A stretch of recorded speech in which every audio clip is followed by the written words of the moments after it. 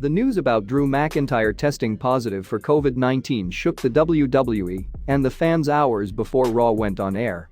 Despite the diagnosis, it was later announced that Drew McIntyre would address the fans on the latest episode of Raw. Drew McIntyre did just that in a pre-recorded segment that aired on Monday Night Raw. While McIntyre wished he could have been on Raw, he confirmed the positive COVID-19 test and that he was in quarantine. Thankfully for McIntyre, the WWE champion confirmed that he is asymptomatic. McIntyre issued a vital message by saying that he is proof that anyone can contract the virus. McIntyre stressed that COVID-19 couldn't be taken lightly. To stop the COVID-19 pandemic, we would all have to work together, according to McIntyre, who also called for everyone to wear their masks and maintain social distancing. Drew signed off by promising to see the fans again soon and wish them well.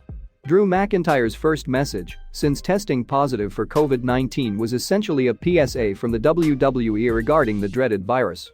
WWE has not directly mentioned COVID-19 during the pandemic era on TV, and Drew McIntyre's pre-taped video segment was a much-needed acknowledgement from the company. Drew McIntyre was originally scheduled to have a match against Randy Orton on this week's episode of Raw.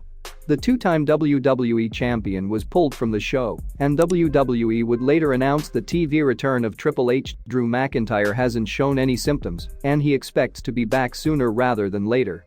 The WWE would ideally conduct several tests before getting Drew McIntyre back to Raw.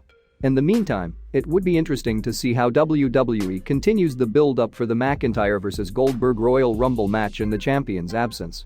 We wish Drew McIntyre a speedy recovery and hope everyone takes his message seriously.